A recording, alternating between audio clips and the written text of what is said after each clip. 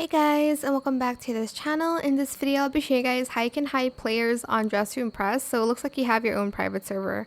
Obviously, people are able to see if you've collected like money. If they've collected money, they'll be able to see like the money being gone. It's very different from private server, but at least when you take pictures, you won't be able to see anyone in the game and people won't be able to bother you anymore. I know that's a problem for people who want to take pictures on Freeplay, like people are like standing in front. That's happened to me a few times. That's why I got private server, but you can do this instead.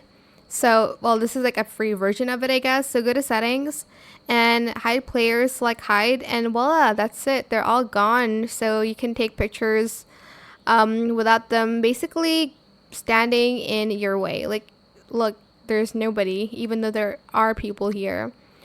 But yeah, obviously you can't keep all the like pink currency to yourself, unlike private servers, but that is pretty much it. You can even just hide one person if you don't want to hide all of them. So for instance, you want to like take pictures with your friends on Dress to Impress.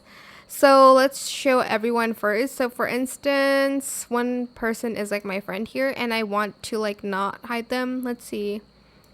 What's your name? Sophia. Okay. So I'm just going to go to hide specific and I'm going to hide everybody but Sophia here.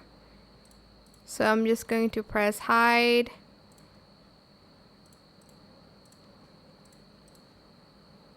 Okay, and as you can see, there's only me and Sophia, so we can take pictures together. And people won't bother us. To like show them back again, just press show without having to do it one by one. But that is it. I hope it was helpful for you guys. Don't forget to like, comment, share, and also subscribe to this channel if you haven't done that already. If you have any more questions about this video, just leave it in the comment section down below. I will try my best to answer them all for you guys.